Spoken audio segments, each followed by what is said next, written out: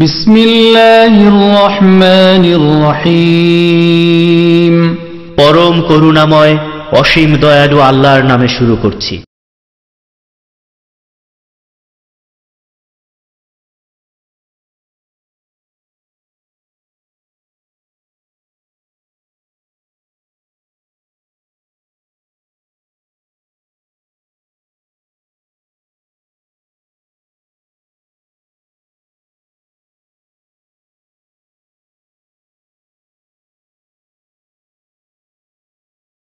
আসসালামু আলাইকুম ওয়া রাহমাতুল্লাহি ওয়া বারাকাতুহু। বিসমিল্লাহির রহমানির রহিম। আলহামদুলিল্লাহি রাব্বিল আলামিন ওয়াস সালাতু ওয়াস সালামু আলা সাইয়্যিদিল মুরসালিন নবিয়িনা মুহাম্মদ ওয়া আলা আলিহি ওয়া সাহবিহি আজমাইন। আম্মা বাদ, ফাউযু বিল্লাহি মিনাশ শাইতানির রাজীম। আম হাসিবতা আন্না আসহাবাল কাহফি ওয়ার রাকিম কানু মিন আয়াতিনা আজাবা ইয আওয়াল ফিতয়াতু ইলাল কাহফি ফাকালু রাব্বানা আতিনা মিন লাদুনকা রাহমাহ وهيئ لنا من أمرنا رشدا فضربنا على آذانهم في الكهف سنين عددا ثم بعثناهم لنعلم أي الحزبين أحصى لما لبثوا أمدا نحن نقص عليك نبأهم بالحق إنهم فتية آمنوا بربهم وزدناهم هدى। আল্লাহ পাকের সমস্ত প্রশংসা যে আল্লাহ পাক রব্বুল আলামিন এক ও একক, তার কোনো শরীক নেই এবং তিনি মানব জাতিকে হেদায়েতের জন্য আম্বিয়া রসুলগণ পাঠিয়েছেন, ওহী নাযিল করেছেন। সালাত এবং সালাম নাযিল প্রিয় নবী মুহাম্মদ রাসূলুল্লাহ সাল্লাল্লাহু আলাইহি ওয়াসাল্লামের উপর, যাকে আল্লাহ পাক রব্বুল আলামিন ওহী দ্বারা, কোরআন কারীম দ্বারা সম্মানিত করেছেন। আল্লাহ পাক রব্বুল আলামিন তাকে ওহীর মাধ্যমে বহু অদৃশ্যের কথা, গায়েবের কথা, অতীতে বা ভবিষ্যতে যা ঘটেছে বা ঘটবে সে সম্পর্কে আল্লাহ পাক জানিয়েছেন। তবে যতটুকু আল্লাহ জানিয়েছেন ততটাই তিনি জানেন। তার কাছে গায়েব অদৃশ্যের কথা, কাজ সম্পর্কে জানার কোনো চাবি বা ক্ষমতা ছিল না যে যখন যা ইচ্ছা তাই জেনে নেব। যদি রাসূলুল্লাহ সাল্লাল্লাহু আলাইহি সাল্লামের কাছে এই ক্ষমতা না থাকে, তাহলে তার ছাড়া অন্য কোনো মানুষের কাছে, ওলি বুজুর্গের কাছে কি করে এই ক্ষমতা হতে পারে, যারা দূর থেকেই আড়ের কথা, অদৃশ্যের কথা, গায়েবের কথা জানতে পারে। এই রকমের আকীদা যদি কেউ রাখে, তাহলে সেটা ইসলাম নয়, বরং সেটা তাদের তাওহীদের শিরক, বড় শিরক, আল্লাহর সাথে শরীক করা। আল্লাহ পাক আলিমুল গায়ব ওয়াশ শাহাদা, তিনি দৃশ্য অদৃশ্য যেমন জানেন, তেমনি অন্য কেউ জানেন। যারা এরকম আকীদা রাখে তারা বড় শিরকে লিপ্ত রয়েছে। আল্লাহ পাক যেন আমাদেরকে তাওহীদ বুঝার, কোরআন কারীম বুঝার এবং তা জীবনের প্রত্যেকটি ক্ষেত্রে বিশ্বাস করার, বাস্তবায়ন করার তৌফিক দান করেন। আমাদের তাফসীরের বিষয়বস্তু হচ্ছে সূরা কাহফ। সূরা কাহফের আয়াত নম্বর 9 থেকে আজকে তাফসীর করব, যে আয়াতগুলিতে আল্লাহ পাক রব্বুল আলামিন গুহাবাসী কয়েকজন যে যুবক প্রাচীন যুগে তারা ঈমান নিয়ে এসেছিল, আল্লাহর প্রতি বিশ্বাস করেছিল, আল্লাহ পাকের সেই যুগের নাযিলকৃত দ্বীনের প্রতি বিশ্বাস করেছিল, তারা জাতির যে শিরক কুফরি ছিল, জাতির যে জালেম কাফের শাসক ছিল, তাদের যে শিরক কুফরি ছিল তা তারা অস্বীকার করেছিল এবং এর জন্য তারা দেশ থেকে হিজরত করেছিল। হিজরত করে গিয়ে গুহায় আশ্রয় নিয়েছিল। আর গুহাকে আরবি ভাষায় কাহাফ বলা হয়, সেজন্য এদেরকে বলা হয়েছে আসহাবুল কাহাফ, মানে গুহাবাসী। এই গুহাবাসীদের কাহিনী নবী করিম সাল্লাল্লাহু আলাইহি সাল্লামের উপর কোরআনে কারীমে নাযিল হয়েছে এবং আরব মুশরিকরা জিজ্ঞাসা করলে নবী করিম সাল্লাল্লাহু আলাইহি সাল্লাম এই আয়াতগুলি তাদেরকে শুনিয়ে দেন। আমরা সরাসরি তাফসীর শুরু করি, লম্বা ঘটনা না বয়ান করি, কারণ ঘটনা বর্ণনা করলে আবার আজকে পুরো সময়টাই তাতে লাগবে। আয়াতের সাথে সাথে তাদের ঘটনাটা পেশ করব। আল্লাহ পাক রব্বুল আলামিন দীর্ঘদিন তাদেরকে গুহায় ঘুমন্ত অবস্থায় রাখলেন। ঘুম ভাঙলো 309 বছর পরে। তাদের যখন ঘুম ভাঙলো, খিদা লেগেছে, বাজারে তাদের একজনকে পাঠালেন, চুপচাপ যাও, জানায়ও না। এবং তাদের ধারণা যে সকালবেলা ঘুমিয়েছিলাম, এখন বৈকাল হয়েছে, তার মানে একদিন অথবা একদিনের কিছু অংশ পার হয়েছে, অথচ 309 বছর অতিবাহিত হয়ে গেছে। সুবহানাল্লাহ। ঘুমের অবস্থায় যদি এই অবস্থা হয় যে 309 বছর ঘুমিয়ে মনে হচ্ছে যে সকাল থেকে বিকাল হয়েছে, কয়েক ঘন্টার ঘুম হয়েছে, তাহলে মৃত অবস্থায় যে মানুষ কবরে থাকবে, বরজাখী জীবনে থাকবে, তারপরে আল্লাহ পাক উঠাবেন হিসাবের জন্য। হ্যাঁ, এটা কেমন মনে হবে, তাই না? অথচ হাজার হাজার বছর হয়তো কবরে বা আত্মার জগতে এরকম পড়েছিল। তারপর যে আল্লাহ পাক রব্বুল আলামিন ঘুম থেকে 309 বছর পরে মানুষকে উঠাতে পারেন, সেই আল্লাহ কি মৃত ব্যক্তিকে উঠাতে পারেন না? এ কথাই শিক্ষা দেওয়া হয়েছে। এই আখিরাত, পরকালের পুনরুত্থান, আবার উঠাবেন এবং আল্লাহর সামনে হাজির হইতে হয় প্রত্যেক মানুষকে, মুসলিম অমুসলিম, সৎ অসৎ, ভালো মন্দ সকলকে আল্লাহর সামনে জবাবদেহি করতে হবে। এই বিষয়টাই বিশেষ করে এখানে শেখানো হয়েছে। এছাড়া বহু শিক্ষণীয় বিষয় রয়েছে ঘটনাবলিতে, যা ইনশাআল্লাহ তাআলা যতদূর আমরা পারবো বয়ান করব।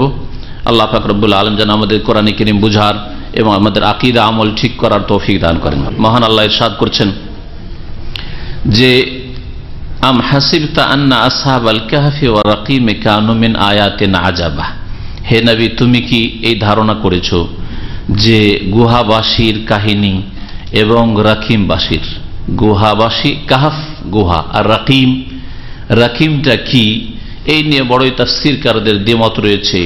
তার মধ্যে সবচাইতে সহি বা বলিষ্ঠ কথা হচ্ছে যে সেটা ওই এলাকার নাম বা ওই উপত্যকার নাম বা ওই গ্রামের নাম, যে গ্রামের পাশে এই গুহা অবস্থিত ছিল।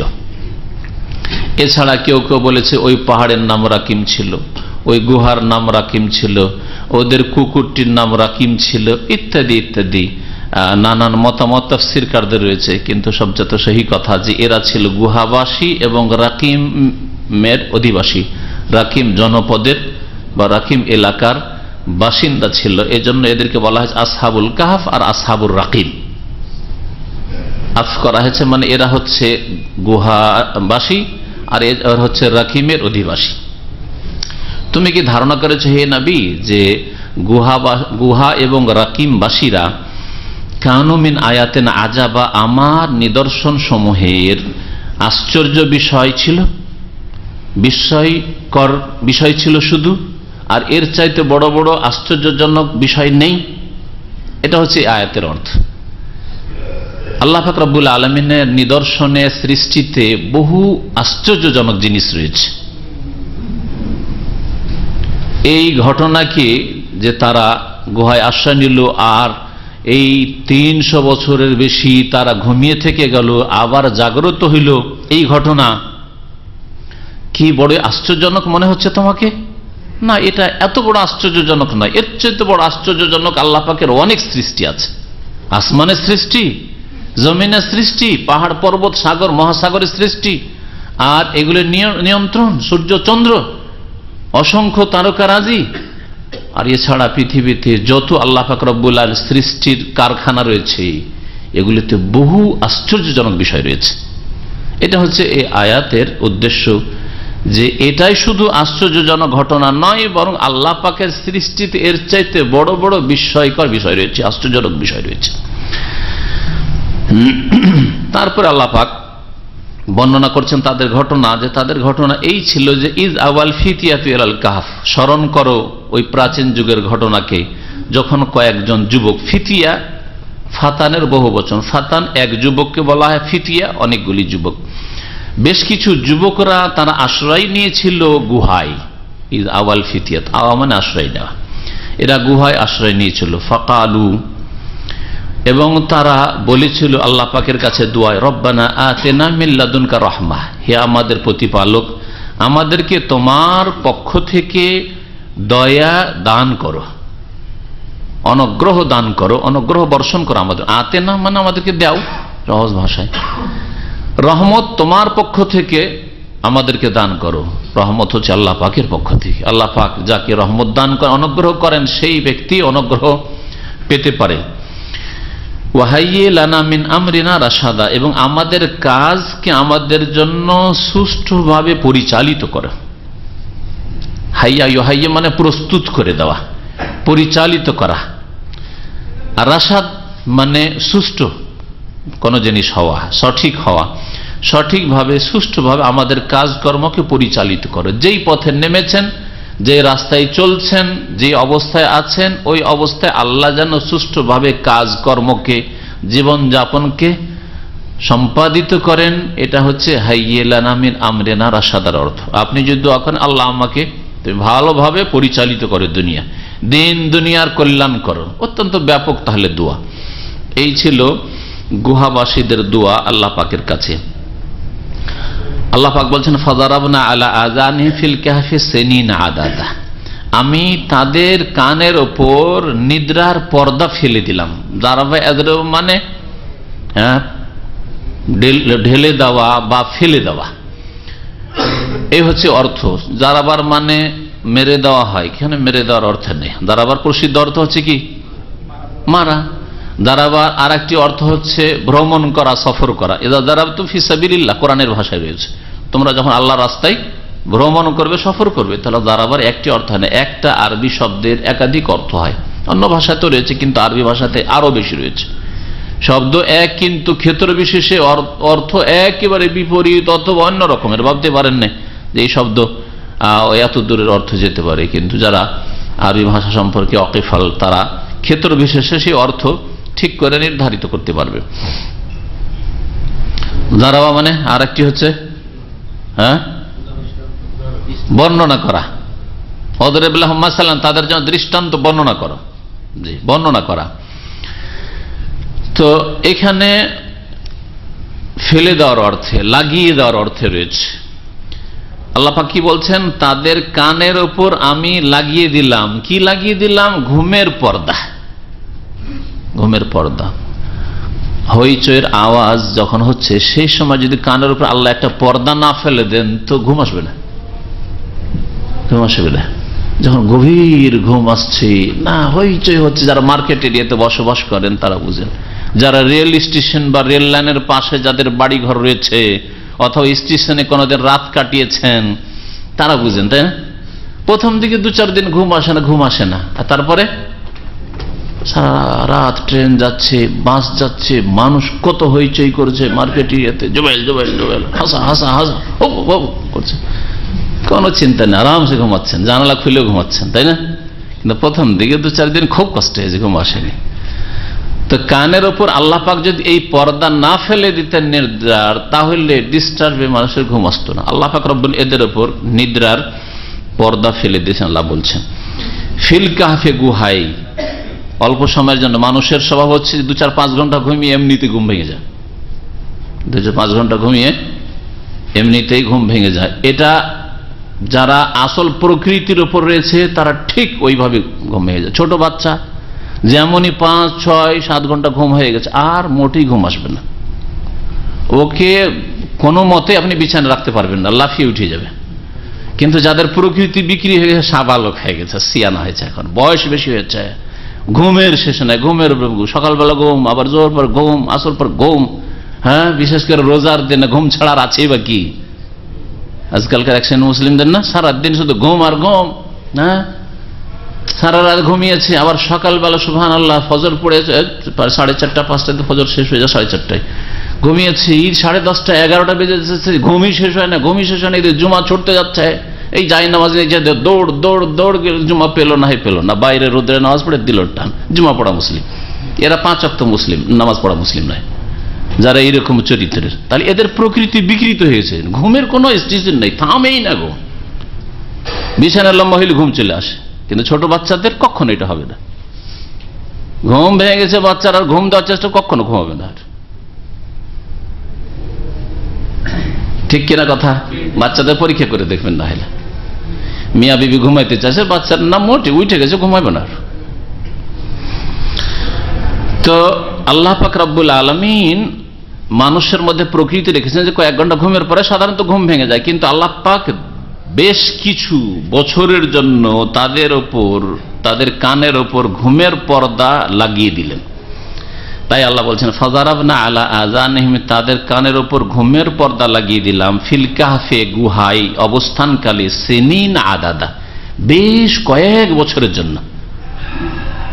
সিনিন আদাদা মানে সিনিন আদিদা, অনেক বছরের জন্য।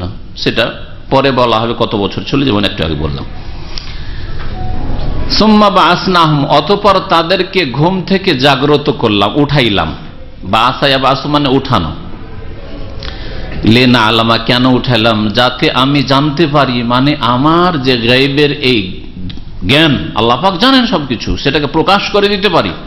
আইয়ুল হিজবাইনে আহসা লিমা লাবেসু আমাদা, যে দুই দলের মধ্যে কোন দল তাদের অবস্থান কাল সম্পর্কে অধিক সময় নির্ধারণকারী বা গণনাকারী। দুই দল মতভেদ করছে, এক দল বলছে না অল্প কিছুদিন ছিল, না বলছে না না না অনেক সময় হয়ে গেছে, তো অনেক সময় হয়ে গেছে, তো দৃশ্য অন্যরকম লাগছে। এই যে তাদের মতদ্বন্দ্ব হয়েছিল আপোষে, এই সম্পর্কে কোন দল অধিক গণনা করতে পেরেছে, এটা যাতে করে আমি জেনে নিতে পারি, মানে ওরা বুঝতে পারে। এই জন্য তাদেরকে দীর্ঘদিনের ঘুম দেওয়ার পরে উঠিয়েছিলাম। ঘুমিয়েই যদি চিরকালটা থেকে যেত আর ওই অবস্থায় মত চলে আসলে কিছুই টের পেত না, এলাকার লোকও জানতে পারতো না, দেশবাসীও জানতে পারতো না। হ্যাঁ, কিছু যুবকরা ছিল বাড়ি থেকে যে গেছে, কোথায় যে নিখোঁজ হয়েছে কোনো হদিস নেই তাদের, এই না হয়তো, কিন্তু না এরকমটা হয়নি। ঘটনা কি ছিল? শুরুতে আল্লাহ পাক কিছু কথা সংক্ষেপ করে দিয়েছেন। তা হচ্ছে যে এলাকায় ছিল শিরক আর কুফরি, আল্লাহ ছাড়া অন্যের পূজা। শাসক জালেম সেও মুশরিক পৌত্তলিক ছিল সেই যুগের। এই কয়েকজন যুবক তারা আল্লাহ সম্পর্কে, আল্লাহর দিন সম্পর্কে, তাওহীদ সম্পর্কে জানতে পারল। তারা ঈমান নিয়ে আসলে বিশ্বাস করলো, যেইভাবে হোক না কেন, যে কোনো সূত্রে তারা সত্য দিনের সন্ধান পেল। আল্লাহ পাক যখন যাকে হেদায়েত করবেন তো গোবরে পদ্ম ফুল বেরিয়ে আসবে, তাই না? গোটা গ্রামে শিরক আর কুফরি, কবর আর মাজার পূজা। দেখা যাচ্ছে যে একজন আলহামদুলিল্লাহ কিভাবে একদিন ইন্টারনেট খুলেছিল, অথবা একদিন কোন জায়গায় রাস্তা কারোর সাথে দেখা হয়েছে, একটা বক্তব্য দিয়েছে, একটা কিতাব দিয়েছে, হেদায়েত পেয়ে গেছে। অথচ শহরে থেকে যেখানে জানার অনেক উপায় আছে, যেখানে অনেক লাইব্রেরি আছে, অনেক রিসোর্স আছে, তারপরে হেদায়েত পায় না। ইসলামী সেন্টারের পাশে বাস করে, কিছুই জানে না ইসলাম সম্পর্কে। আল্লাহ পাকের রহমত, হ্যাঁ, আল্লাহ পাক রব্বুল আলামিনের খাস অনুগ্রহ তাদের উপর। তো এই যুবকরা যখন সঠিক দিনে সন্ধান পেল, জানাজানি হয়ে গেল এলাকায়, শহরে, এমনকি শাসক পর্যন্ত, প্রশাসন পর্যন্ত খবর পৌঁছে গেল যে দেশে কিছু যুবকরা এইরকম তৈরি হয়েছে যারা বলছে যে না, তোমাদের ধর্মকর্ম বাতিল, সব ঠিক না। সরকার অর্ডার দিল যে ধরো এদেরকে, কোথায় আছে এদেরকে ধরো, এদেরকে খুন করবে, ফাঁসিতে চড়াবে ইত্যাদি। তখন এরা আপোষে যুক্তি করে চলো কোন জায়গায় আত্মগোপন করি, আশ্রয় নি। এই গুহায় গিয়ে আশ্রয় নিল। গুহায় যেমনই গেল তেমনই তাদের ঘুম চলে আসলো, আর অলৌকিক ঘুম, মুজিজার ঘুম, আশ্চর্য, চোখ খোলা ঘুম। গুহার চত্বর, বিশাল চত্বর, প্রশস্ত জায়গা, এমন নয় যে একেবারে সুড়ঙ্গ, মানে সংকীর্ণ জায়গা, তা না, প্রশস্ত জায়গা। বাতাস ঢুকছে, সূর্য আসছে সকালবেলা সন্ধ্যাবেলা, কিন্তু তাপ লাগছে না, পাশ কাটিয়ে যাচ্ছে। এগুলি আল্লাহ পাক রব্বুল আলামিনের পক্ষ থেকে তাদের জন্য এক রকমের অলৌকিকত্ব। তো মহান আল্লাহ তাদের কথা সম্পর্কে ইরশাদ করছেন যে নাহনু নাকুসু আলাইকা নাবাআহুম বিল হক, আমি আল্লাহ, হে নবী, তোমার সামনে আমি ঘটনা বর্ণনা করছি, তাদের সংবাদ পেশ করছি।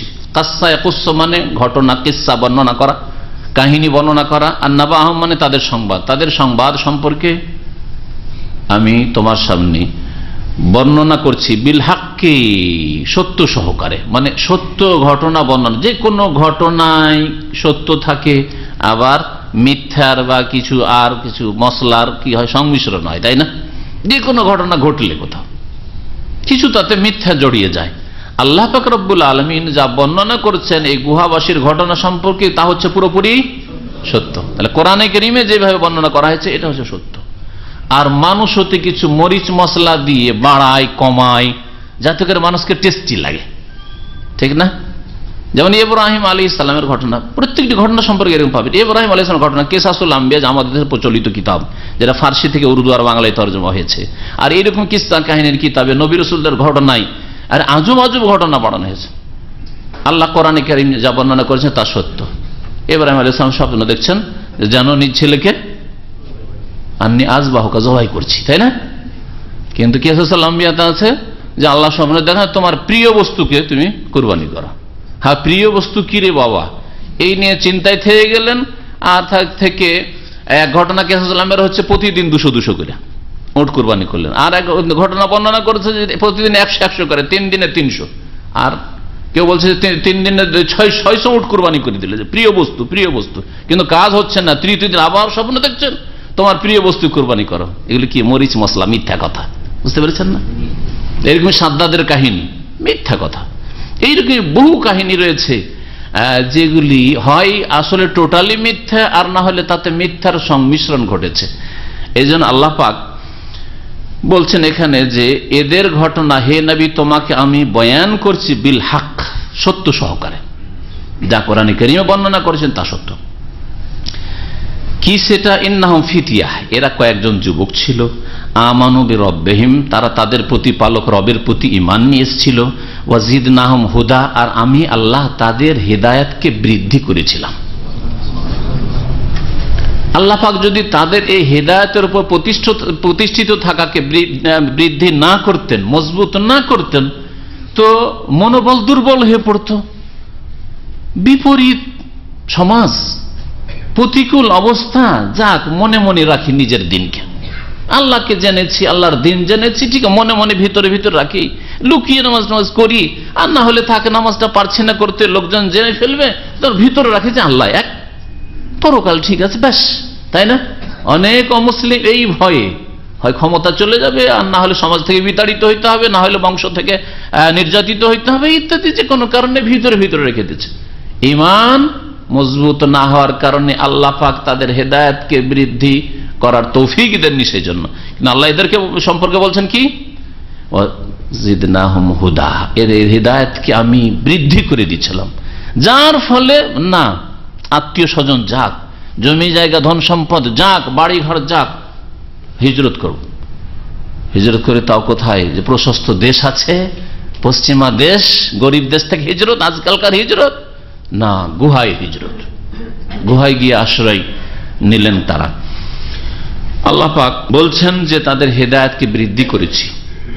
তাফসীর কারগণ, মুহাদ্দিসিনে কেরাম, ইমাম বুখারী রাহমাতুল্লাহ আলাইহি তার ঈমানের অধ্যায় এই আয়াতের অংশটুকু পেশ করেছেন, আর তা দিয়ে দলিল প্রমাণ পেশ করেছেন যে মানুষের ঈমান বাড়ে, মানুষের ঈমান বাড়ে। ঈমান যখন বাড়ে, যে জিনিসটা বাড়ে সেটা কখনো কখনো কমতে পারে না, স্বাভাবিক, এটা যুক্তি বলে। যেটা বাড়ে সেটা কমে। নদীর পানি বা বন্যার পানি বেড়েছে, তার মানে কখনো কম থাকে, ঠিক কিনা? ঈমান বাড়ে, তার মানে কমেও। বাড়ে কি করলে? ভালো কাজ করলে ঈমান বাড়ে, গুনার কাজ করলে ঈমান কমে। খুব সহজ কথা এটা।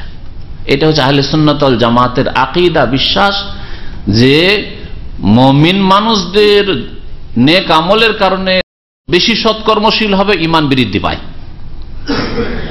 আর পাপিষ্ট গুনাহগারদের, যারা মুসলিম সমাজের আল্লাহ পরকালে বিশ্বাস আছে কিন্তু পাপ বাড়ছে, যত পাপ বাড়বে তত ঈমান কমবে। পক্ষান্তরে কিছু ফোকাহারা এখানে সঠিক রাস্তা হারিয়েছে, আর কিছু বিদআতপন্থীরা হারিয়েছে। কিছু বিদআতপন্থী যেমন মুরজিয়া, এরা বলছে ঈমান মানে ঈমান আবু বকরের ঈমান, আর একটা মূর্খ, অশিক্ষিত, একটা পাপিষ্ট, মদখোর, একটা জেনাকারী, একটা খনি, দুটো ঈমান সমান। এটা আমরা বিবেকে ধরে? এটা হচ্ছে মুরজিয়া আকীদা। ঈমানের জন্য শুধু কালিমা পড়ে না, বা কালিমা পড়ার প্রয়োজন নয় হয়তো অনেকের কাছে, অন্তরের বিশ্বাস যথেষ্ট।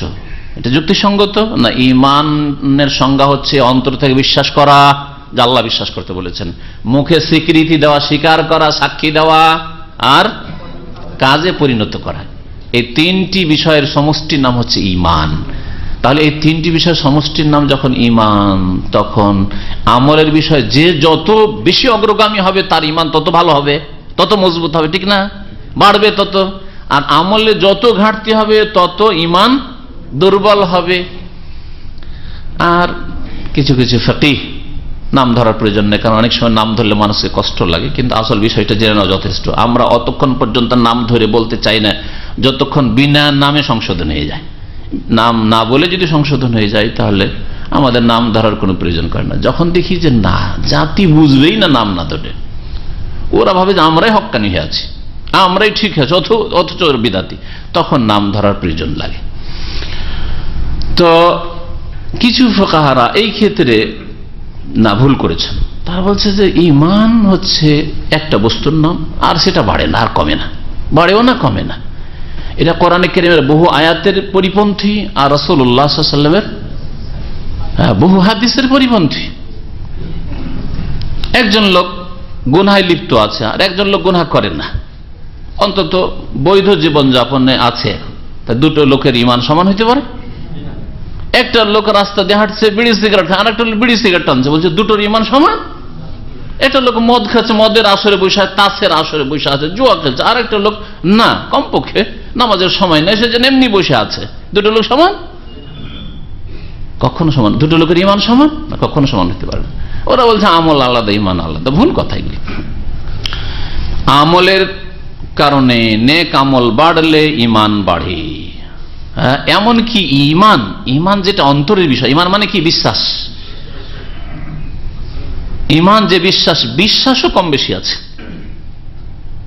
অন্তরের কাজেও কম বেশি হয়ে থাকে। অন্তরের একটি কাজের উদাহরণ দিয়ে বলি, শোকটা কিসের কাজ? শোকটা কোথায় হয়? অন্তরে ব্যথা কষ্ট। মা মারা গেছে শোক, বাপ মারা গেছে শোক, স্ত্রী মারা গেছে, ছেলে মেয়ে মারা গেছে শোক, আর দাদা দাদি মারা গেছে, অথবা চাচাতো ভাই মারা গেছে, হ্যাঁ, গ্রামের এক বন্ধু মারা গেছে, সবগুলি শোক। শোক অন্তরের কি সবসময় একই রকম থাকে? মা মরলেও যেই শোক, গ্রামের একজন লোক মারা গেছে, চাচাতো খালাতো, সে মরলে ওই শোক, এরকম হয় কি? একটা মোবাইল হারিয়েছে 100 রিয়ালের সেই শোক, আর একটা হচ্ছে চাকরি গেল এক শোক, দুটো সমান নাকি? কখন? তাহলে শোক যেটা অন্তরের কাজ, তাতেও কমে বাড়ে, কখনো কম থাকে কখনো বেশি থাকে। ঠিক তেমনি ঈমান আমল ছাড়াও যদি বলেন, ঈমানও মানুষের কমে বাড়ে। এক লোকের কখনো ঈমান বাড়ে কখনো কমে, আবার একজনের আরেকজনের অন্তরের যে বিশ্বাস ঈমান, তাতেও কম বেশি আছে। একজন জান্নাত জাহান্নামকে যেমন স্বচক্ষে দেখে ওই রকম দেখছে আর ওইভাবে আমল করছে, জীবনযাপন করছে। আরেকজন না, গতানুগতিক বিশ্বাস তো আছে, বিশ্বাস করি না, সন্দেহ করি না, আল্লাহ যে হিসাব নিবে, কিন্তু মগজে বসে থাকে না, ভুলে যায়, যার ফলে নামাজের সময় খেলা দেখছে, খবর শুনছে, শোনার পরে নামাজটা ছাড়লো, বাসাতে নামাজটা পড়ে নিল। খুব নামাজি হইলে একটু হয়তো যে নামাজটা ছাড়লাম না, ঘাটতি করলাম না, 70 পড়লাম, বাসাইতে পড়ে নিলাম, অথবা দ্বিতীয় জামাতে তৃতীয় জামাতে পড়ে, এখন খেলাটা দেখিনি। দুটো সমান, কারণ এর বিশ্বাস আমি যদি প্রথম জামাতে নামাজ না পড়ি তাহলে আমি ওয়াজিব ছাড়লাম, জবাবদিহি করতে হবে। এটা তার সজাগ হয়ে আছে এই বিষয়ে, তার ঈমানটা, আর এ গাফিল হয়ে রয়েছে। তাহলে ঈমান কমে বাড়ে, এটাই হচ্ছে আহলে সুন্নাত ওয়াল জামাতের আকীদা, আর এটাই ঠিক। যে ফুকাহারা বলেছে ঈমান বাড়ে না কমে না, একই অবস্থায় থাকে, সেটা ভুল। ওয়াইযা তুলিয়াত আলাইহিম আয়াতুহু যাদাতহুম ঈমানা, আল্লাহ কোরআনে কারীমে আরেক আয়াতে বলছেন, সূরা আরাফের প্রথম দিকে, যখন তাদের সামনে কোরআনে কারীমের আয়াত তিলাওয়াত করা হয়, কোরআনে কারীম শোনানো হয়, যে কোরআনে তাফসীর হচ্ছে এখন, যাদাতহুম ঈমানা, তাদের ঈমান কি হয়? ঈমান বৃদ্ধি হয়। এখানে হেদায়েত বৃদ্ধির কথা, ওয়াজিদনাহুম হুদা, ওখানে আছে ঈমান, আর ঈমান বেড়ে যায়। তাহলে ঈমানও বাড়ে, ঈমান বাড়ে এবং কমে। ভালো কাজ করলে বাড়ে, আর ভালো কাজ না করলে, ভালো কাজে কম অংশ নিলে, গুনার কাজ করলে কমে। এই দিন শুনছেন, দিনের কথা শিখছেন, তাফসীরের মাহফিলে বসে আছে, এখানে যে ঈমানটা আছে, ঘরে বসে খাওয়া দাওয়া করছেন, ঈমান ওইরকম থাকবে? কখনো না। নবী করিম সাল্লাল্লাহু আলাইহি ওয়াসাল্লাম সাহাবারা বলতেন, ইয়া রাসূলুল্লাহ, মনে হয় আমরা মুনাফিক হয়ে যাচ্ছি। কেন? বলছে, আপনার মজলিসে যখন থাকি তখন মনে হচ্ছে যে যেন আমরা জান্নাত জাহান্নাম দেখছি, কান্না রায়ু আইন, জান্নাত জাহান্নাম যেন চোখে দেখছি। আর যখন বাড়িতে চলে যাই, বিবির সাথে আমোদ ফুর্তি গল্প করি, ছেলে মেয়েকে নিয়ে একটু আমোদ ফুর্তি করি, খুশি করি, আদর করি, তখন নসিনা কাসীরান, অনেক কিছু মনে হয় ভুলে যায়, অনেক কিছু ভুলে যায়। নবী করিম সাল্লাল্লাহু আলাইহি ওয়াসাল্লাম বললেন যে হ্যাঁ, এইরকম আপ ডাউন হবে। তার মানে এই নয় যে বাড়িতে গিয়ে জায়েজ কাজ বা একটু দুনিয়ার কাজ, হারাম কাজ করে নেই, জায়েজ কাজই করছে বাড়িতে, হয়তো সংসারী কাজ, তাতে ঈমান চলে গেছে, কিন্তু ঈমান কমেছে, ঠিক না? নবী সাল্লাল্লাহু আলাইহি ওয়াসাল্লাম মজলিসে ঈমান বেড়েছে। নবী করিম সাল্লাল্লাহু আলাইহি ওয়াসাল্লাম বললেন, তোমাদের ঈমান যদি একই অবস্থায় থেকে যেত সবসময়, বাড়িতে ওই অবস্থায় যেমন নবীর সামনে অবস্থায়, তাফসিরের আর কোরআন এবং হাদিসের দর্শে যে অবস্থায়, সেই অবস্থায় বাজারে ঘোরার সময়, হ্যাঁ, লেডিস মার্কেটে ঘোরার সময়, হ্যাঁ, একই যদি ঈমান থেকে যেত, তাহলে লা সাফাহাতকুমুল মালাইকাতু ফিত তুরকাত, তাহলে ফেরেশতারা এসে তোমাদের সাথে রাস্তাঘাটে সালাম মুসাফা করত।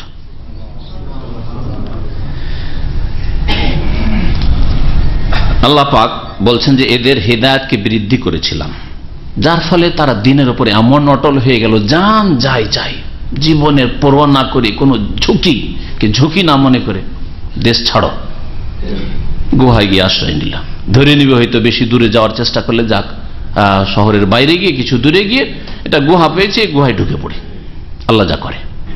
আল্লাহ পাক বলছেন ওয়ারাবাতনা আলা কুলুবিহিম, আর তাদের অন্তরের উপর বেঁধে দিলাম, মানে অন্তরকে মজবুত করে দিলাম। রাবাতা আল কলব আরবিতে বলা হয় কারো অন্তর যদি মজবুত হয়ে যায়, মনোবল মজবুত হয়ে যাওয়া। মানুষ যে কোনো ক্ষেত্রে সফল হয়, জিতে যখন মনোবল মজবুত হয়।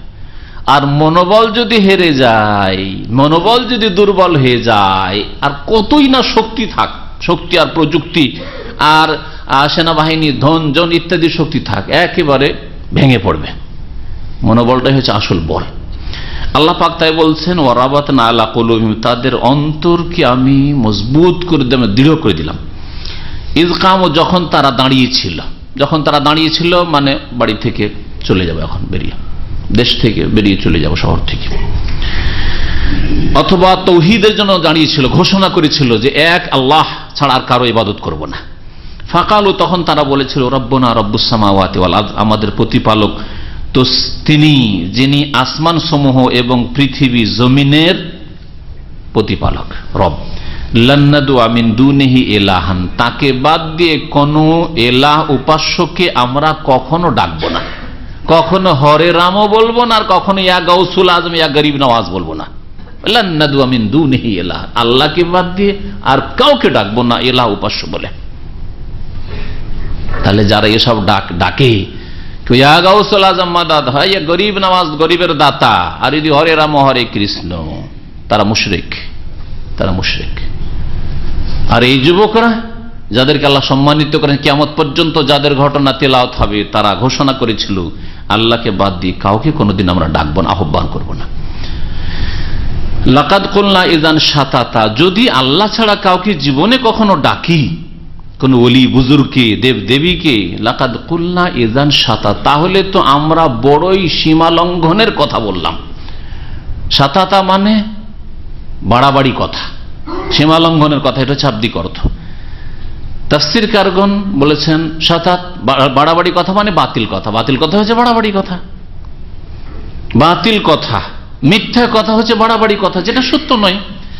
আল্লাহ ছাড়া কাউকে ডাকা, আল্লাহ ছাড়া কারো ইবাদত করা, কাউকে সিজদা করা, কাউকে মনে করা যে দিতে পারে, হ্যাঁ, উদ্ধার করতে পারে, বানাতে পারে, এটা হচ্ছে বাতিল কথা, মিথ্যা কথা। লাকাদ কুলনা ইযান শাতাতা, যদি আল্লাহ ছাড়া কাউকে আমরা কখনো ডাকি যে বাবা গো মদত করো, বাবা গো উদ্ধার করো, বাবা গো সন্তান দাও, হ্যাঁ, দেবদেবীকে ডাকি, কোন ওলি বুজুর্গ ডাকি, তাহলে আমরা সীমা লঙ্ঘনের কথা বললাম, বাতিল মিথ্যা কথা বললাম।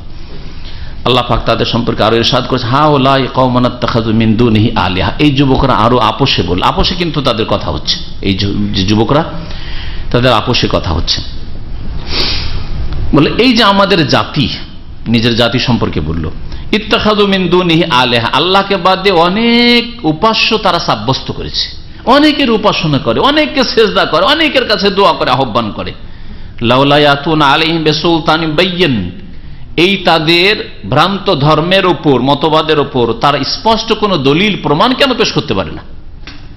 শিরক, বহুত্ববাদ যদি আল্লাহ প্রদত্ত ধর্ম হয় কোন যুগের, তো একটা দলিল পেশ করুক যে কোন ধর্মীয় দিনের কিতাব, ধর্মীয় কিতাব মানে আসমানি কিতাব, আসমানি কিতাবে যেটা অবিকৃত, তাতে এইরকম কথা কোন নবী রাসূল শিখিয়েছেন যে আল্লাহ ছাড়াও কেউ দিতে পারে, নিতে পারে, আল্লাহ ছাড়া কেউ মনের আশা পূরণ করতে পারে, এই ধর্ম কখন আল্লাহ নাজিল করেন নাই। আল্লাহ যত আম্বিয়া রাসূলগণ দিয়ে দ্বীন নাজিল করেছেন, সেই দ্বীনের মৌলিক বিষয় হচ্ছে তাওহীদ, আল্লাহর একত্ব। শিরক সবচেয়ে বড় অপরাধ।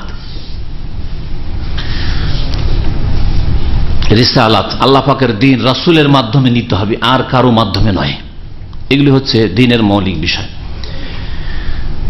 লাউলা ইয়াতুনা আলাইহিম বিসুলতানি বাবিন, তাদের এই কথার উপর তারা কেন স্পষ্ট কোনো দলিল প্রমাণ পেশ করতে পারে না? যখন পেশ করতে পারে না, ফামান আযলামু মিম্মান ইফতারা আলাল্লাহি কাযিবা, আল্লাহ সম্পর্কে যারা মিথ্যা কথা রচনা করে তাদের চাইতে বড় আর জালেম কি হইতে পারে? আল্লাহ সম্পর্কে, আল্লাহর দ্বীন সম্পর্কে, আল্লাহ পাকের রাসূল সম্পর্কে কেউ যদি মিথ্যা কথা, বানাওয়াট কথা বলে, কোরআন এবং হাদিস ভিত্তিক কথা না হয়, তো তার চাইতে বড় আর জালেম পৃথিবীতে কেউ নেই। জালেম শাসক জালেম, তার চাইতে বড় জালেম হচ্ছে ধর্মের নামে যারা মিথ্যা কথা বলে,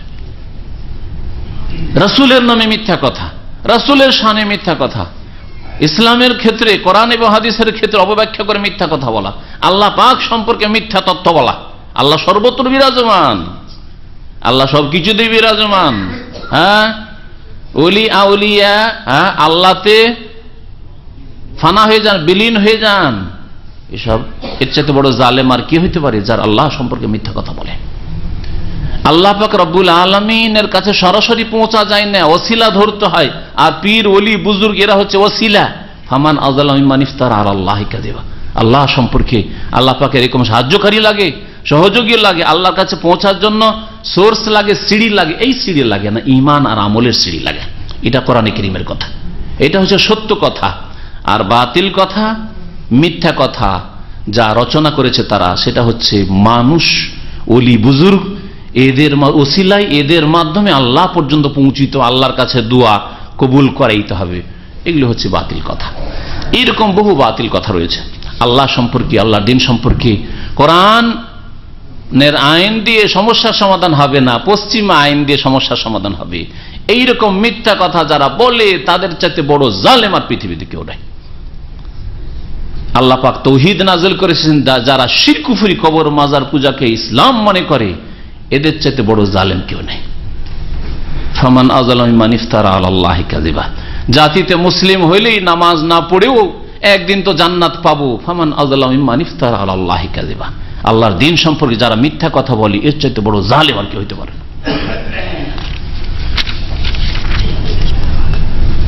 তারপরে তারা আপোষে আলাপ আলোচনা করলো যে দেখো, আমাদের রাস্তা যখন আলাদাই হয়ে গেছে, আর এই মুশরিক পৌত্তলিকদের রাস্তা, বহুত্ববাদীদের রাস্তা আলাদা, এদের সাথে বসবাস করা যাবে না।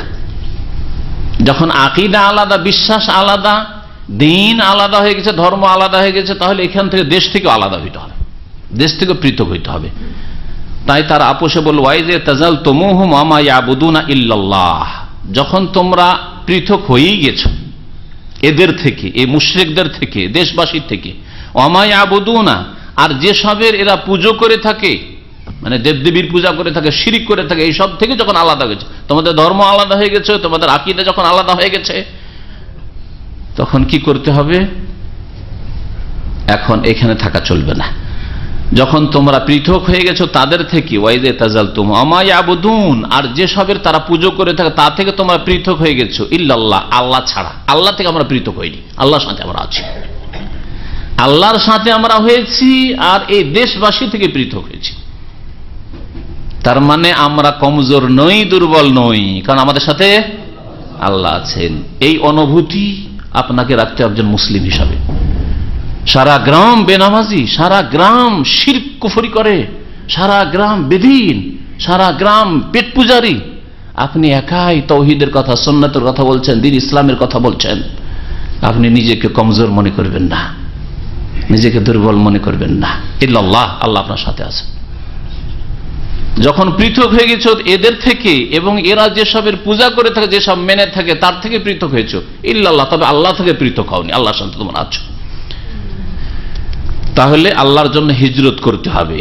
ফাউ ইলাল কাহফ, সুতরাং তোমরা আশ্রয় নাও গুহায়। চলো গিয়ে আমরা গুহায় আশ্রয় নিই। তারা আপোষে এই কথাবার্তাগুলি বলছে। ইয়ানসুর লাকুম রাব্বুকুম মির রাহমাতিহি, তাহলে আল্লাহ পাক তাঁর রহমত থেকে, তোমাদের প্রতিপালক তাঁর রহমত থেকে তোমাদের জন্য দ্বার খুলে দেবেন, বা রহমতকে আল্লাহ পাক ছড়িয়ে দেবেন। নাসারা ইয়ানসুর মানে ছড়িয়ে দেওয়া, বিক্ষিপ্ত করে দাও। আল্লাহ পাক তার রহমত তোমাদের উপর ঢেলে দেবেন, ছড়িয়ে দেবেন, আর রহমতের দ্বার খুলে দেবেন। ওয়া ইউহাইয়্যি লাকুম মিন আমরিকুম মিরফাকা, এবং তোমাদের কাজকে তোমাদের জন্য সহজ সাধ্য করে দেবেন। তোমাদের কাজকে তোমাদের জন্য মিরফাকা, রিফকুন মানে নরম হওয়া, ওখান থেকে হচ্ছে মিরফাকা, তোমাদের জন্য সহজ সাধ্য করে দেবেন কাজকে। দেখেন, এই হচ্ছে আল্লাহ সম্পর্কে সুধারণা রাখা।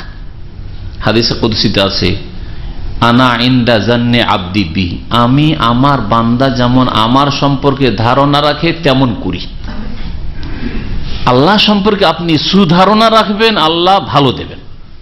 আল্লাহ সম্পর্কে আপনি খারাপ ধারণা, আল্লাহ যে অবস্থা, যে দুর্বলতা, যে মুসলিমরা অসহায়, যে আমরা অসহায়, আমাদের সংখ্যা কম, তৌহিদের কথা, সুন্নতের কথা, কোরআন হাদিসের কথা বলার মতো গ্রামে নেই, এলাকায় নেই, কাউকে খুঁজেই পাই না, কি আর হবে, এই যে নেগেটিভ ধারণা, না আমার দ্বারা আবার কি হবে, কি বা করতে পারবো, এই উল্টো চিন্তা যদি হয় তো আল্লাহ পাকের সাহায্য হবে না।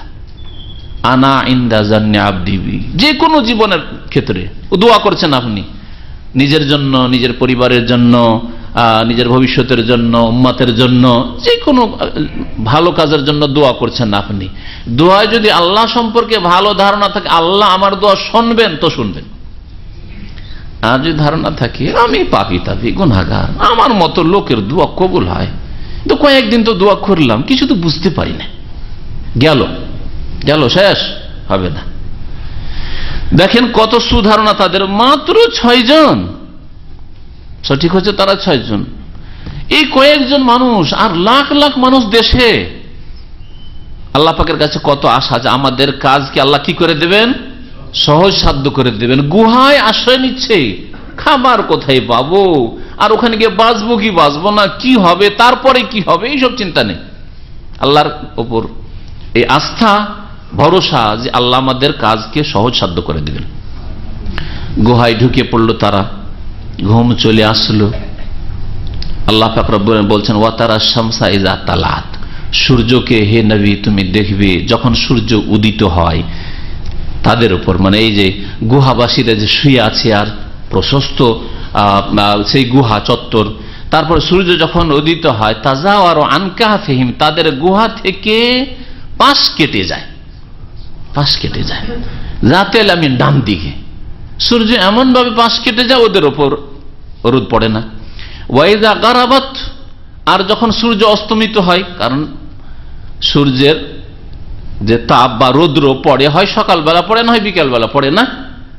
আপনার বাড়ির পূর্ব দিক থেকে রৌদ্র পড়বে হ্যাঁ সকালবেলা, আর বিকালবেলা পূর্ব দিকে যেটা ঘেরা ধান বড় বিল্ডিং, তাহলে ঘরে দিয়ে এই আসছে না, রৌদ্র আসছে না, কিন্তু সন্ধ্যাবেলা যদি ওই দিকটা খোলা থাকে ওই দিকে রৌদ্র পড়বে, পড়বে না পড়বে না। আর যদি আপনার বাড়ি মাশাআল্লাহ খোলা ভিলা, চারিদিক থেকে রোদের সুযোগ সুবিধা আছে, তাহলে সকালবেলা রৌদ্র পাচ্ছেন, বিকালবেলা রোদ, সকালবেলা এই দিক থেকে রৌদ্র পাচ্ছেন, বিকালবেলা ওই দিক, এই দিক থেকে বাতাস আসলো পাচ্ছেন, ওই দিক থেকে বাতাস হলো পাচ্ছেন, ঠিক না? তো আল্লাহ পাক রব্বুল আলামিন বলছেন যে সকালবেলা যখন সূর্য উদয় হয় তখন তুমি দেখবে হে নবী, তুমি যদি ওই দৃশ্য দেখো যে তাদের গুহা থেকে, বা দেখতে যদি ওই দৃশ্য, তাহলে তাদের গুহা থেকে সূর্য ডান দিকে পাশ কেটে যায়। ওয়াইজা গারাবাত, আর সূর্য যখন অস্তমিত হয়, তাকরিদুহুম যাতা শিমাল, তাদেরকে বাম দিকে ছেড়ে দেয়, বাম দিকে ছেড়ে অতিবাহিত হয়ে যায়। এইভাবে সূর্য উঠে ডুবে উঠে ডুবে, কিন্তু তাদের উপর রোদ পড়ে না, কারণ কন্টিনিউ যদি এই দীর্ঘ সময় ধরে শরীরের উপর রোদ পড়তো তাহলে শরীরগুলি শুকিয়ে যেত, বাঁচত না মানুষ। রোদরে 2-4 ঘন্টা শুয়ে থাকা যায় খুব বেশি, কিন্তু সারা জীবনটা রোদরে শুয়ে থাকেন দেখি, হ্যাঁ সম্ভব? আল্লাহ পাক এই জন্য তাদেরকে রোদ্র থেকে এইভাবে বাঁচিয়েছিলেন। ওয়াহুম ফি ফাজওয়াতিম মিনহু, অথচ তারা গুহা প্রশস্ত চত্বরে ছিল। ফাজওয়া মানে কুশাদা, প্রশস্ত জায়গা, প্রশস্ত জায়গা তো সূর্যের তাপ পড়া আবশ্যক, কিন্তু পড়ছে না। ওয়াহুম ফি ফাজওয়াতিম মিনহু মানে মিনাল কাহফ, গুহার প্রশস্ত চত্বরে অথচ তারা ছিল। যালিকা মিন আয়াতিল্লাহ, এই আশ্চর্যজনক ঘটনা হচ্ছে আল্লাহ পাকের নিদর্শন সমূহের অন্তর্ভুক্ত। আল্লাহ পাকের কুদরতে কামেলা, আল্লাহ পাকের মহান কুদরতে এটা হয়তো। মাইয়াহাদিল্লাহ, আল্লাহ পাক যাকে হিদায়াত করেন, হিদায়াতে তৌফিক দেন, ফাহুয়াল মুহতাদি, সেই ব্যক্তি আসল সঠিক পথ প্রাপ্ত, হিদায়াত প্রাপ্ত। ওমান ইউদলিল, আর আল্লাহ যাকে পথভ্রষ্ট করেন, মানে আল্লাহ পাক রব্বুল আলামিনের তৌফিক যদি না হয়। আল্লাহ পাকের তৌফিক কখন হবে? মানুষ মনে করে যে আল্লাহ পাক ধরে আমাকে হেদায়েত করলেন না কেন? আপনাকে, যাকে আল্লাহ হেদায়েত করেছেন তাকে ধরে জবরদস্তি হেদায়েত করেননি, আর যে ব্যক্তি বিপথে চালিত হয়েছে তাকে জবরদস্তি আল্লাহ পাক জাহান্নামের রাস্তায় ধাক্কা দিয়ে দেন না। ধাক্কা খেয়েছেন কখনো?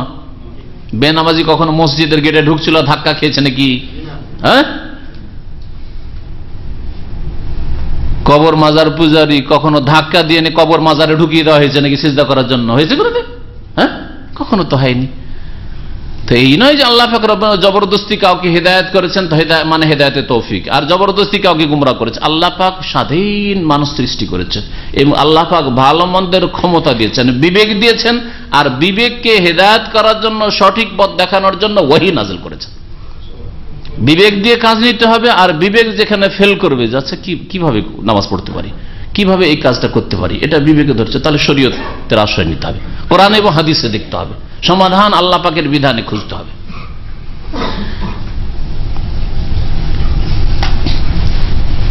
আল্লাহ পাক যাকে গুমরাহ করে দেন, অসহায় ছেড়ে দেন। গুমরাহ কখন করেন? যখন আল্লাহ পাক দেখেন যে এই লোকের অন্তরে কোনো সততা নেই, তার জীবনের বছরকে বছর চলে যাচ্ছে, কখন আল্লাহ চিন্তা হয় না কি জন্য আল্লাহ সৃষ্টি করলেন, আমি যে মানুষ, আমাকে আল্লাহ পাক এত নিয়ামত দিয়েছেন, দুনিয়ার সবচেয়ে ভালো ভালো নিয়ামত খাই, ভালো ভালো জিনিস ভোগ করি, কুকুর শিকার রঙ্গ চলাফেরা করি আমার সামনে, আর আমাকে আল্লাহ কত সুন্দর পোশাক পরিচ্ছদ দিয়েছেন, কত সুন্দর বাক শক্তি দিয়েছেন, কখনো এগুলো চিন্তা করলো না যে আল্লাহ কেন সৃষ্টি করেছেন, লিয়াবুদুন, আল্লাহর ইবাদতের জন্য।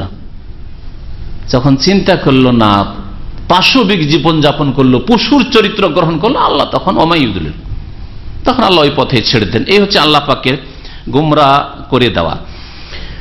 ফালাম তাজিদ লাহু ওয়ালিয়া মুরশিদা, যাকে আল্লাহ পাক গুমরাহ করে দেন তার জন্য কোনো অভিভাবক বা সাহায্যকারী আর পথ নির্দেশক, পথ প্রদর্শক পাবে না, মুর্শিদ পথ প্রদর্শক পাবে না। ওয়া তাহসাবুহুম আইকাজ, আল্লাহ পাক বলছেন এই গুহাবাসী যুবকদেরকে, হে নবী তুমি দেখলে ধারণা করবে যে তারা জাগ্রত অবস্থায় আছে। ইয়াকিজুনের বহুবচন হচ্ছে আইকাজ, তারা মনে হচ্ছে জেগে আছে, জাগ্রত অবস্থায় আছে। ওহুম রুকুদুন, অথচ রুকুদ রাকিদুনের বহুবচন, মানে অথচ তারা ঘুমন্ত। রাকাদা ইয়ারকুদ মানে ঘুমা, যেমন নামায়ানো মানে ঘুমা। এখনো আরবরা এই শব্দটা ব্যবহার করে, উরগুদ উরগুদ, হ্যাঁ, বাচ্চাদের কি বলে, উরগুদ উরগুদ, শুয়ে যা শুয়ে যা, ঘুমিয়ে যা। ওহুম রুকুদ, অথচ তারা ঘুমন্ত ছিল, ঘুমিয়ে আছে, কিন্তু দেখে মনে হয়তো জাগ্রত। কেন? কারণ তার ঘুম আছে চোখ খুলে, চোখ খোলা আছে। চোখ খোলা অবস্থায় থাকলে তাড়াতাড়ি শরীর দেহ পচে সরে যাবে না। চোখ খোলা বন্ধ যদি হয়ে যায় তাহলে তাড়াতাড়ি পচে যাওয়ার আশঙ্কা ছিল। আল্লাহ পাকের জন্য তাদের চোখগুলো খুলে রেখেছে।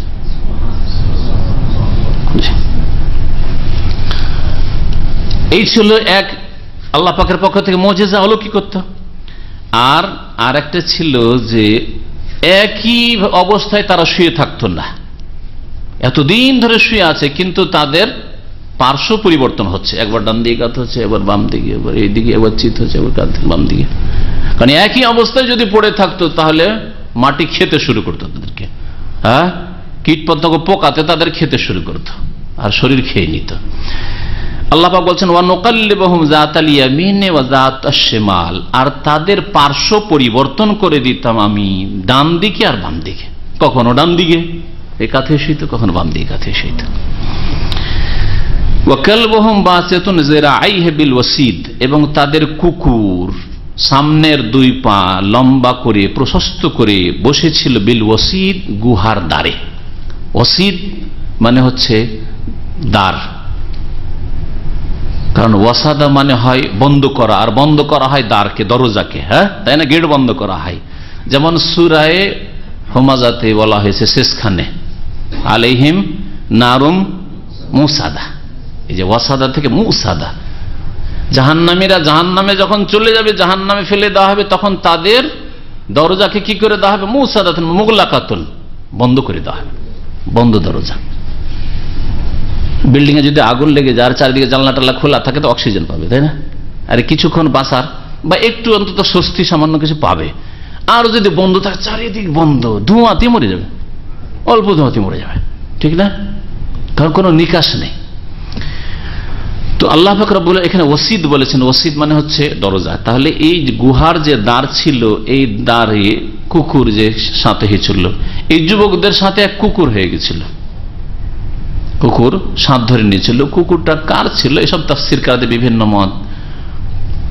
তো একজন কেউ মুসলমান হয়েছিল, ঈমান নিয়েছিল, তারই কুকুর ছিল, কেউ বলেছে। যাই হোক, ওই কুকুরটা এই লোকগুলি, যুবকগুলিকে দেখে এদের সাথে চলতে লাগলো। হয় অনেক সময় আপনি রাস্তা দিয়ে যাচ্ছেন, দেখছেন একটা কুকুর আপনার পিছে ধরে নিয়েছে, হ্যাঁ, আপনার একটা বিড়াল আপনার সাথ ধরে নিয়েছে, এরকম হয় না? হয় না?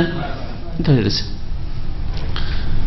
ভালোদের সাথে পশুও যদি থাকে তো সম্মান পেয়ে যায়, তাই না? ভালোদের সাথে যদি পশুও থাকে, কুকুর, যে কুকুর সম্পর্কে নবী কারীম সাল্লাল্লাহু আলাইহি ওয়াসাল্লাম বলেছেন, প্রথম তো কুকুর হত্যা করার নির্দেশ দিলেন, যে কুকুর থাকলে ডেইলি বাড়িতে থাকলে নেকি কমে। আর আজকাল মুসলিমরা কুকুর পুষে, মুসলিমরা কুকুর পুষে আজকাল, কারণ ইউরোপিয়ান হইতে চায়, কারণ মনে করে যে ইহুদি নাসার মানে কুকুর পুষে উন্নতি করেছে, ঠিক না? আজকালকার মুসলিমরা মনে করে যে ইহুদি খ্রিস্টানদের প্রযুক্তির উন্নতি, পশ্চিমা দেশ যে এত অ্যাডভান্স হয়েছে, উন্নত দেশ হয়েছে, মানে কুকুর পুষে পুষে আর কুকুরকে চুমা দিয়ে, সেজন্য আমরাও কুকুরকে চুমা দিই, তাহলে মনে উন্নতি করবো। সুবহানাল্লাহ, কত মূর্খামি জাতির। দুবাই গেছিলাম, তো একটা দৃশ্য দেখলাম, বড় আমার জন্য জীবনের প্রথম। কিন্তু যে ভাই আমার সাথে ছিল সে বলল, একটা ছোট বাচ্চাকে, 2-3 বছরের বাচ্চাকে ডগ বেল্ট একটা আছে, শুনেছেন? ডগ বেল্ট বুঝেন? ডগ বেল্ট কুকুরের বেল্ট আছে। পশ্চিমারা ইহুদি নাসারা যে কুকুর বেঁধে রাখে একটা বেল্ট দিয়ে, আর ও টানে, হ্যাঁ, দেখেছেন না? দেখেন নাই? অনেকে দেখেছেন। এটা মানে নাম হচ্ছে ডগ বেল্ট। তো বাচ্চাটাকে ওই ডগ বেল্ট দিয়ে বেঁধে রেখেছে। বাচ্চাটাকে ওই মহিলা আছে, ওর সাথে পুরুষ আছে, কেউ কোলে নিচ্ছে না। আরে ঠেলা গাড়ি নেই, ওটাও নাই, ওই ডগ বেল্ট দিয়ে বেঁধে রেখেছে, আর বাচ্চাটা কুকুরের মতো লাফাচ্ছে। এই দৃশ্য দেখলাম মেট্রো স্টেশনে। সুবহানাল্লাহিল আযীম। এই অবস্থা দেখলাম। আমি তো এইসব রহস্য যাই না, তা আমার সাথে এক ভাই ছিল, বলে দেখছেন এটা হচ্ছে ইহুদি নাসারাদের নরকরণ। ওরা কুকুরকে বাঁধে, মুসলিমেরা বাচ্চাকে বাঁধে, বাচ্চাকে বেঁধে টানে। শুধু টানেই না, আরো তথ্য দিল যে ওই বাচ্চাকে শিখায়, যেমন কুকুর ক্যাঁক কুক করে যখন টান দেয়, ই করে ছাড়ে, ওই রকম চরিত্র শিখাচ্ছে বাচ্চাকে এই ডগ বেল্ট দিয়ে বেঁধে। ये मुसलमान है जिन्हें देख के शर्मा यहूद। আল্লামা ইকবাল তাই বলেছেন যে হায়রে মুসলমান, তোমাদেরকে দেখলে ইহুদিও লজ্জা পাবে।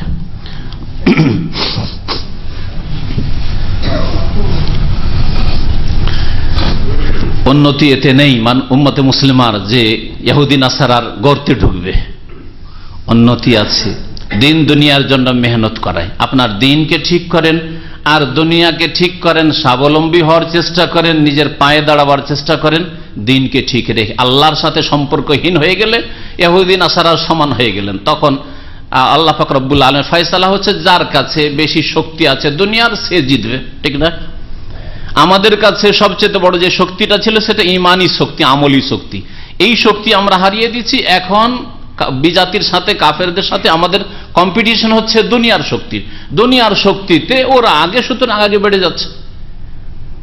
আমাদের কাছে দুনিয়ার যতটুকু শক্তি আছে ভাঙাচোরা, এই শক্তির সাথে ইমানি শক্তি সবচেয়ে মজবুত শক্তি, সেটা যদি মজবুত হতো তাহলে তাদের আগে আমরা বাড়তাম। যেমন 1000 বছর ধরে নবী করিম সাল্লাল্লাহু আলাইহি ওয়াসাল্লামের পরে, খুলাফায়ে রাশিদিনের পরে মুসলিম জাতিকে আল্লাহ পাক পৃথিবীর নেতৃত্ব দিয়েছিলেন। আর স্পেনেও মুসলিমদের ইউনিভার্সিটিতে, কর্ডোবাতে ইহুদি নাসারাদের ছেলেরা এসে পড়ত।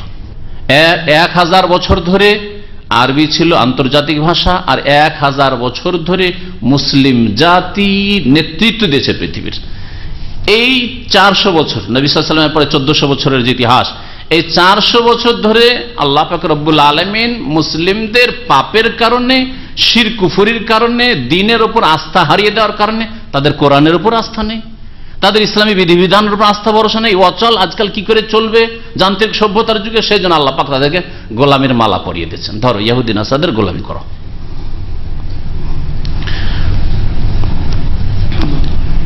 আল্লাহ পাক যেন আমাদেরকে বোঝার তৌফিক দান করেন, আল্লাহ পাক যেন হিদায়াত দান করেন। আল্লাহ পাক ইরশাদ করেছেন যে এই যে অবস্থাগুলি, অলৌকিকত্ব, এগুলি ছিল কি আল্লাহ পাক রব্বুল আলামিনের পক্ষ থেকে আল্লাহ পাকের নিদর্শন। তারপরে আল্লাহ পাক বলছেন যে এদের কুকুর বাসেতুন জিরাইহি, সামনের পা সম্প্রসারিত করেছিল, বিছিয়েছিল বিল ওয়াসিদ, গুহার দরজায়। লাউই তালাত আলাইহিম, হে নবী তুমিও গিয়ে উকি মেরে যদি দেখতে ওই লোকগুলিকে, ওই যুবকগুলিকে, লাওয়াল্লাইতা মিনহুম ফিরারা, তাহলে তাদের থেকে তুমি পিঠ ফিরিয়ে পালায়ন করতে ভয়ে, আতঙ্কিত হয়ে। লাওয়াল্লাইতা মিনহুম, আল্লাহ পাক রব্বুল আলামিন ওই যুবকদের যে জায়গাটা ছিল গুহায়, ওই জায়গায় এমন ভয়ঙ্কর দৃশ্য রেখে দিয়েছিলেন, কেউ যদি আশেপাশে যেত আর দেখতো, এমন ভয়ঙ্কর দৃশ্য দেখতো যে কিভাবে যে পালাবে জান বাঁচিয়ে, নিজেকে নিয়ে পেরেশান হয়ে যেত। সেই জন্য ওখানে ঢুকবো, ওই লোকগুলিকে ধরবো বা ওখানে কি আছে দেখবো, এই সাহসী করেনি সেই যুগের মানুষরা। আর এইভাবে আল্লাহ পাক তাদেরকে নিরাপত্তা দান করেছিলেন, সহি সালামত রেখেছিলেন। আল্লাহ পাক তারপরে ইরশাদ করেছে, ওয়ালা মুলিতা মিনহুম রুবা, এমন ভয়ে তুমি পালাবে যে ওয়ালা মুলিতা মিনহুম রুবা, তাদের পক্ষ থেকে তোমার অন্তরে ভীতি ভরপুর করে দেওয়া হবে। শাব্দিক অর্থ মালা ইয়ামলা মানে ভরপুর করে দেওয়া, আর রব মানে হচ্ছে ভয়, ভীতি। তো এমন আতঙ্ক সৃষ্টি হয়ে যাবে যে কেমন ভাবে যে সেখান থেকে পালাবে, নিজের জান বাঁচাবার জন্য পেরেশান হয়ে যাবে। হে নবী তুমিও যদি সেখানে থাকতে, এইরকম আমি করে রেখেছিলাম। ওয়াকাযালিকা বাসনাহুম, এইভাবে আল্লাহ বলছেন যে আমি তাদেরকে উঠিয়েছিলাম ঘুম থেকে জাগিয়েছিলাম। লিয়াতাসাআলু বাইনাহুম, যাতে করে তারা আপোষে একজন অপরজনকে জিজ্ঞাসাবাদ করতে পারে। না যদি উঠতো আর চিরকালের ঘুমিয়ে থেকে যেত, তাহলে তারাও জানতে পারতো না যে আমাদের কি হয়েছে, আর দেশবাসীও জানতে পারতো না যে এমনটা কি হয়েছে, তাই না?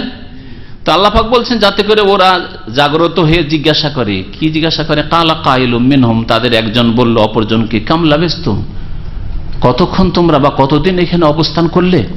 কালু লাবিসনা ইয়াওমান আও বাযা ইয়াওম, তারা বলতে লাগলো আপোষে, কেউ বলছে একদিন মনে হয় হয়ে গেল, সারা দিন ঘুমিয়ে হয়ে গেল, সকালবেলা এসেছিলাম এই যে সূর্য ডুবতে যাচ্ছে, একদিন হয়ে গেছে। আও বাযা ইয়াওম, আর কেউ কে বললেন না না একদিন পুরা হয়নি, একদিনের কিছু অংশ হয়েছে, সকালে তো বেশ কিছু লেট করে সকালবেলা এসেছি, আর এখনো তো সূর্য ডুবেনি, তার মানে একদিনের কিছু অংশ পার হয়েছে। আও বাযা ইয়াওম কালু, আপোষে এইসব আলাপ আলোচনার পরে শেষখানে বলল রব্বুকুম আ'লামু বিমা লাবিসতুম। আবার বিভিন্ন দৃশ্য দেখে মনে হচ্ছে যে না অনেক সময় হয়ে গেছে, মনে হচ্ছে বুঝতেই পারছি অনেক সময় হয়েছে। ঘুমের অবস্থায় বোঝা যায় না যে আমাদের ঘুম কয় ঘন্টা হয়েছে, কিন্তু আশেপাশের অবস্থা দেখে কিছু এরকম বিপরীত অবস্থা লাগলো যে আরে কেমন লাগছে যেন দেখে, তাহলে অনেক সময় হয়ে গেছে নাকি। কোনো কিছু সিদ্ধান্ত না নিতে পারে আল্লাহ পাক রব্বুল আলামিনের ইলমের তারা হাওয়ালা করলো, বললো রব্বুকুম আ'লামু বিমা লাবিসতুম, তোমরা কতদিন অবস্থান করেছো এই সম্পর্কে আল্লাহই ভালো জানেন, আল্লাহই ভালো জানেন। এখন কাজের কাজ করো, এই নিয়ে আর তর্ক বিতর্ক করে আর আলাপ আলোচনা করে লাভ নাই যে কতদিন থাকলাম আর ঘুমাইলাম, এইসব নিয়ে। খিদে লেগেছে, পেটের খাদ্যের ব্যবস্থা করো, খুব খিদে লেগেছে, মার্কেটে আল্লাহ পাঠাবেন ওদেরকে, আর মার্কেটে গিয়ে এলাকার লোকেরা জানবে, এটা আল্লাহ পাকের হিকমত। তাই আল্লাহ পাক এতদিন দেখেন 309 বছর খিদা লাগেনি, হ্যাঁ, আর খিদার তাড়নে বাচ্চারা জেগে যায় আর রাত 2টার সময় কান্না শুরু করে, তাও হয়নি তাদের, হয়েছে যেমন জেগেছে খিদে লেগে গেছে। সুবহানাল্লাহ, আল্লাহ পাকের পক্ষ থেকে এই হচ্ছে অলৌকিকত্ব। আল্লাহ পাক বলছেন যে তারা বলল ফাবআসু আহাদাকুম বিওয়ারিকিকুম হাযিহি ইলাল মাদিনাহ, তোমাদের একজনকে এই মুদ্রাগুলি, ওয়ারিক মানে হচ্ছে চাঁদি বা রূপা, ওয়ারিক মানে হচ্ছে ফিদ্দা, আরবি ভাষায় ফিদ্দা বলা হয় চাঁদি বা রূপাকে, আর ওয়ারিক বলা হয়, হাদিসে এসেছে যে তোমাদের ওয়ারিকে যাকাত রয়েছে এত পরিমাণ হইলে, এই ওয়ারিক শব্দ মানে হচ্ছে চাঁদি বা যেটাকে রূপা বলা হয়। তো এখানে বলতে চেয়েছে, এখানে রূপা বলে মানে রৌপ্য মুদ্র, তোমরা তোমাদের একজনকে পাঠাও বিওয়ারিকুম হাযিহি, এই রৌপ্য মুদ্রাগুলি নিয়ে ইলাল মদিনা, শহরে পাঠাও। ফালিয়ানজুর আইয়ুহা আজকা তামান, আর সে যেন গিয়ে দেখে যে কোনটা খাবার পবিত্র, কারণ দেখে এসছে যে ওরা মুশরিক ছিল, কাফের ছিল, আর মুশরিক কাফের তো সবকিছু খেতে পারে, কুকুরও খেতে পারে, বিড়ালও খেতে পারে, শুকুরও খেতে পারে, হারামও খেতে পারে। সুতরাং গিয়ে দেখবে যে পাক পবিত্র হালাল খানা যেন হয়।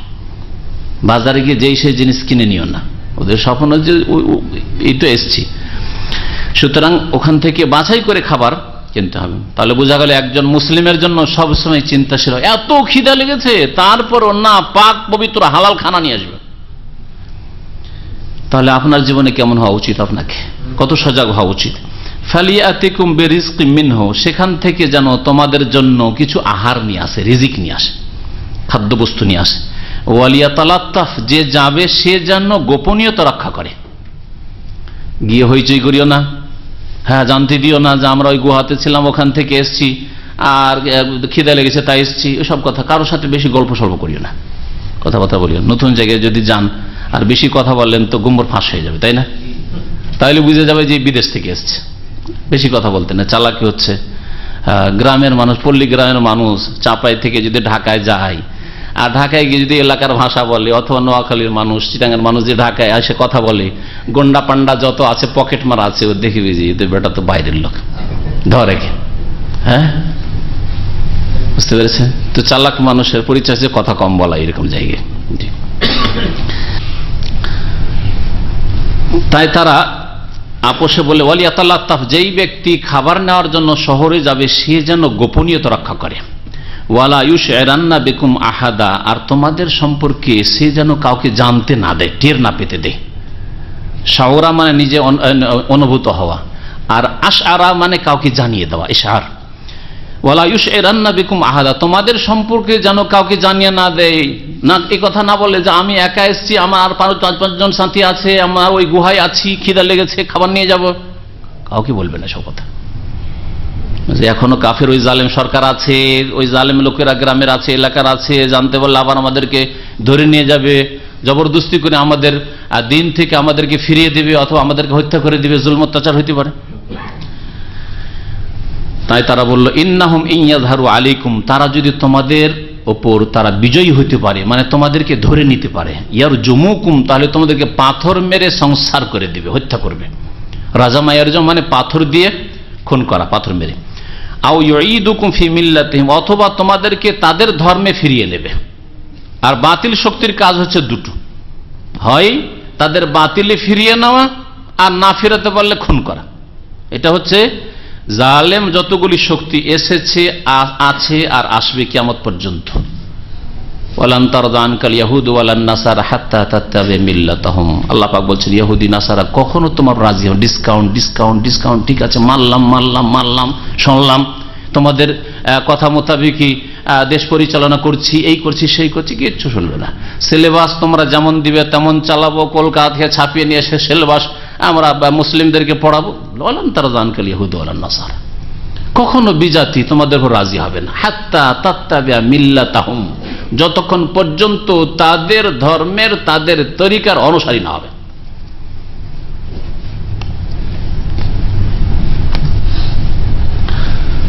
সুতরাং দিনের ওপর অটল থাকেন, এতেই কামিয়াবি রয়েছে, এতেই বিজয় লাভ হবে। আর মনে করবেন যে ছাড় দিলে, হ্যাঁ একটু মেনে নিলে, যার নাম কম্প্রোমাইজ, না, এতে কোনোদিন কম্প্রোমাইজ হবে না। দিনকে নষ্ট করে, দিনের বিধিবিধানকে নষ্ট করে, ইসলামকে নষ্ট করে, আমলে ঘাটতি করে কখনো দিনের ক্ষেত্রে কম্প্রোমাইজ করবেন না। আল্লাহ পাক রব্বুল আলামিন তারপরে ইরশাদ করছেন, ইন্নাহুম ইয়াযহারু আলাইকুম ইয়ারজুমুকুম আও ইউঈদুকুম ফি মিল্লাতিহিম, তারা যদি তোমাদের উপর বিজয় হয়ে যায়, মানে ধরে নিতে পারে তোমাদেরকে, বা তোমাদের অবস্থান সম্পর্কে জেনে নিতে পারে, তাহলে তোমাদেরকে ধরে মেরে দিবে পাথর দিয়ে। আও ইউঈদুকুম ফি মিল্লাতিহিম, অথবা তাদের ধর্মে তোমাদেরকে ফিরিয়ে নেবে জবরদস্তি করে। ওয়ালান তুফলিহু ইযান আবাদা, আর এই রকম যদি তোমরা বাতিল ধর্মে ফিরে চলে যাও তাহলে কখনো তোমরা রেহাই পাবে না।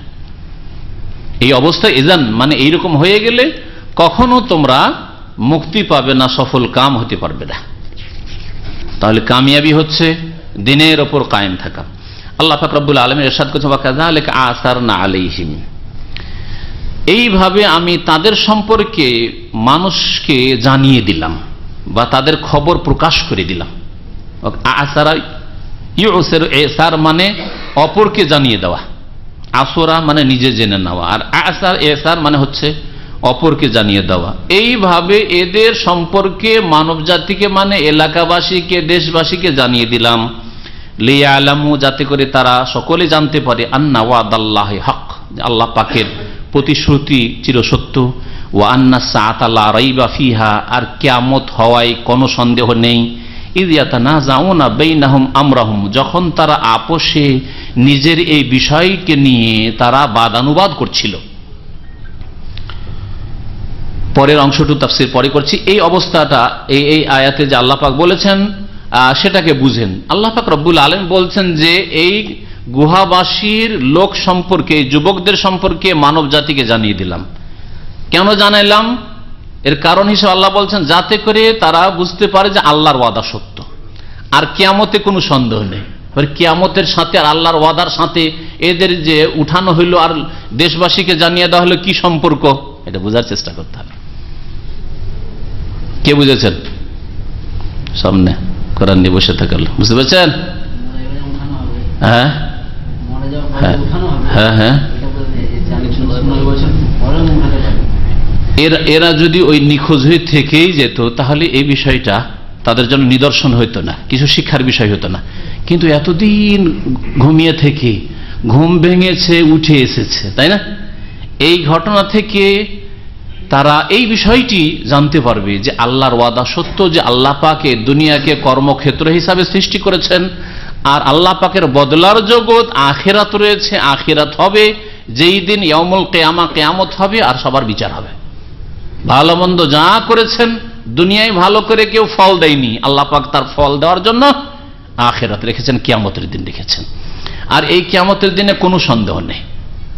যেমন ঘুমন্ত থেকে এতদিন পরে আল্লাহ পাক উঠাইতে পারেন এই লোকদেরকে, তাহলে সেই আল্লাহ পাক রব্বুল আলামিন মানুষকে কবরে ইন্তেকালের পরে, মরে যাওয়ার পরে রেখে মাটি থেকে আবার উঠাতে পারেন। এটা হচ্ছে একটি কিয়ামত যে হবে এর যুক্তি, দলিল আল্লাহ পাক রব্বুল আলামিনের পক্ষ থেকে।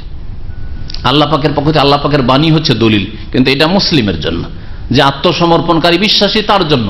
আল্লাহ বলেছেন কিয়ামত হবে, কিয়ামত হবে, কিন্তু একজন মুসলিম, হ্যাঁ, একজন নাস্তিক, একজন সন্দিহান লোক, মুনাফিক, সে বিশ্বাস করে না, তার জন্য বেশ কিছু যুক্তি লাগে। তাই কোরআনে কারীম আল্লাহ পাক বেশ কিছু যুক্তি পেশ করেছে। তার মধ্যে একটি যুক্তি হচ্ছে যে দীর্ঘদিন ঘুমের পর যখন আল্লাহ উঠাতে পারেন, তো সে আল্লাহ পাক দীর্ঘদিন মাটিতে রেখে, মানে মরার পরে রেখে আল্লাহ পাক উঠাতে সক্ষম।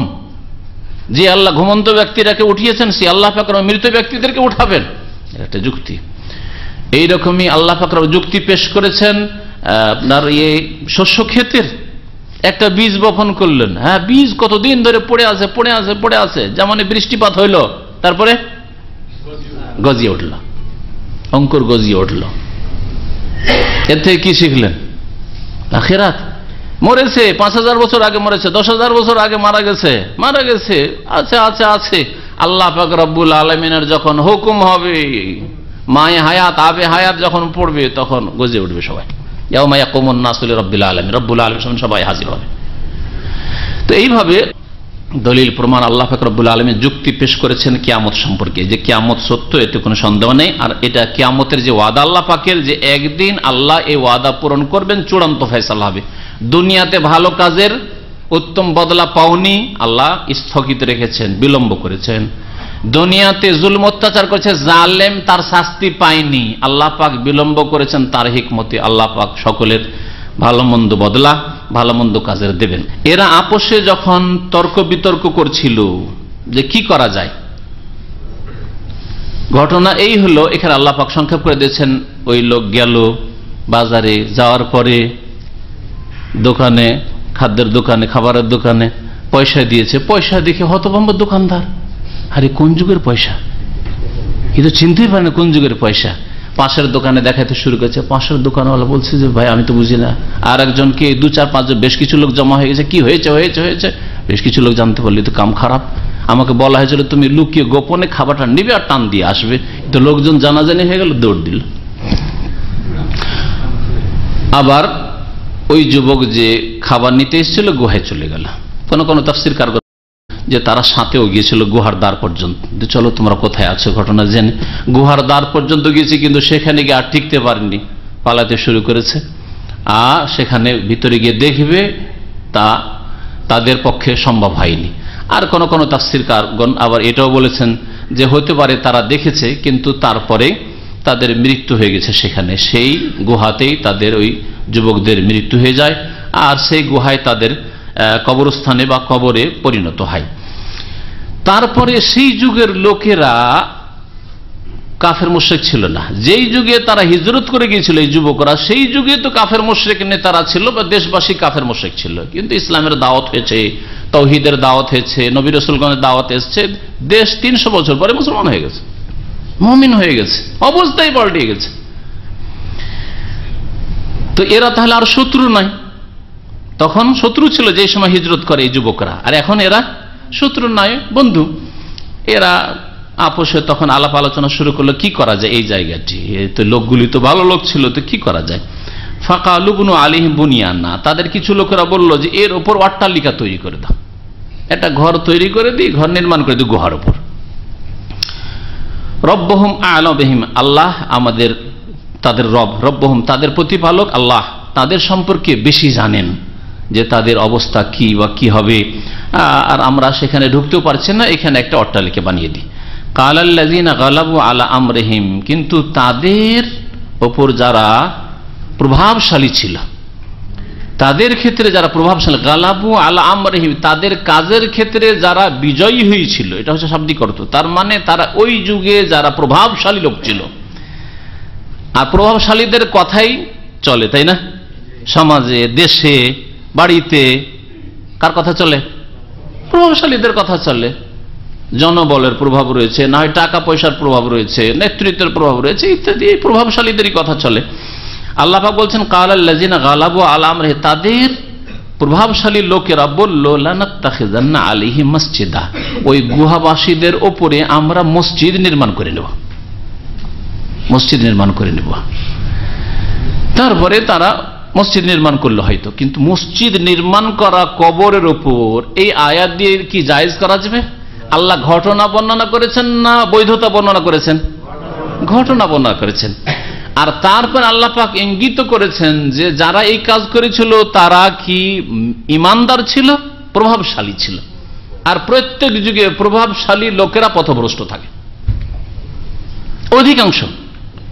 যে কোনো যুগে দেখবেন যারা ক্ষমতার অধিকারী, যারা প্রভাবশালী, তাদের অধিকাংশই গোমরাহ পথভ্রষ্ট হয়ে থাকে।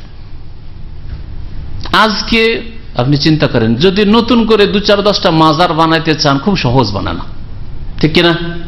কিন্তু একটা মাজার যদি ভাঙতে চান, অসম্ভব, অসম্ভব। তাহলে চিন্তা করছেন, তাহলে বলবেন যে মাজার বানানোটাই হক তাহলে, কারণ মাজার বানানোটা সহজ, সবাই বানাইতে দিচ্ছে, সরকারও অসুবিধা নেই, নেতাদের অসুবিধা নেই, পুঁজিপতিদের অসুবিধা নেই। যেমন মসজিদে দান করছে তেমন মাজারে দান করছে, যেমন মসজিদ বানিয়ে দিয়েছে মাজার বানিয়ে দিচ্ছে। ভালো কাজ এটা না? কখনো ভালো কাজ না। লানাতুল্লাহি আলাল ইয়াহুদি ওয়ান নাসারা, এই জন্য সহিহ বুখারী মুসলিমের হাদিস আর প্রত্যেকটি হাদিসের কিতাবে আছে যে ইহুদি খ্রিস্টানদের আল্লাহ পাকের লানত হয়েছে, অভিসম্পাত হয়েছে। কেন লানত হয়েছে? আল্লাহর রহমত থেকে বঞ্চিত ইহুদি খ্রিস্টানরা এই ঘোষণা করেছেন আল্লাহ পাক রব্বুল আলামিন। কেন? কেন? ইত্তাখাযু কুবুর আম্বিয়াহিম মাসাজিদা, কারণ তারা তাদের নবীদের কবরগুলিকে মসজিদে পরিণত করেছিল। কবরের উপর তারা সেজদাগাহ বানিয়েছিল, মসজিদ বানিয়েছিল। কবরের উপর তারা সেজদা করেছিল, কবরকে সামনে করে সেজদা করেছিল, কবরের উপর ঘর নির্মাণ করে মসজিদ নির্মাণ করেছে, গম্বুজ নির্মাণ করেছিল। এই জন্য তাদের উপর লানত হয়েছে। আল্লাহ পাকের লানত কিয়ামত পর্যন্ত ওই জাতির উপর। মা আয়েশা রাদিয়াল্লাহু তাআলা আনহা বলছেন যে শুধু এটা সংবাদ না দেওয়া নয় যে ইহুদি নাসারাদের উপর লানত হয়েছে, ইউহাযিরু মা সানাউ, ইহুদি খ্রিস্টানরা যে পাপ শিরক কুফরি করেছে কবরের উপর মসজিদ নির্মাণ করে সিজদাগাহ বানিয়ে, এতে থেকে উম্মতকে অধিকাংশ সময় বাতিল কাজ করে, আর এরা বাতিল কাজ করেছিল। এটাই হচ্ছে সঠিক কথা।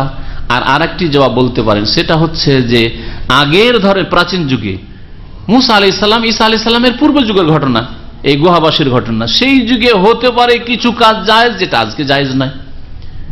হতে পারে যে সেই যুগে ঘর নির্মাণ করা জায়েজ ছিল, বা তাদের উপাসনালয়ের মধ্যে দাফন করা, বা তাদের যে ভালো লোকেরা দাফন হয়েছে তার উপর তাদের উপাসনালয় তৈরি করা, গির্জা তৈরি করা জায়েজ ছিল, কিন্তু ইসলামে জায়েজ নয়, লানত করা হয়েছে। হ্যাঁ, তারপরে এই হাদিস প্রমাণ করে যে ইহুদি নাসারাদের যুগে জায়েজ ছিল না, তার আগে হলে হতে পারে। এটা হচ্ছে দ্বিতীয় নম্বর জবাব। কিন্তু আসল জবাব হচ্ছে যে ইহুদি নাসারাদের উপর লানত অভিশাপ রয়েছে, কারণ তারা কবরকে মসজিদে পরিণত করেছে। ওই রকমের লানত কিয়ামত পর্যন্ত অভিসম্পাত রয়েছে ওই সব লোকের ওপর, ওইসব মুসলিমদের উপর যারা কবর মাজার তৈরি করেছে মসজিদের বারান্দায়, মসজিদের ভিতরে, হয় মসজিদ আগে পরে কবর দিয়েছে, আর না হলে কবর আগে আর তার উপরে মসজিদ তৈরি করেছে, এদের উপর আল্লাহ পাকের লানত রয়েছে। আল্লাহ পাক যেন এই লানত থেকে মুসলিম উম্মাতকে বাঁচার তৌফিক দান করে।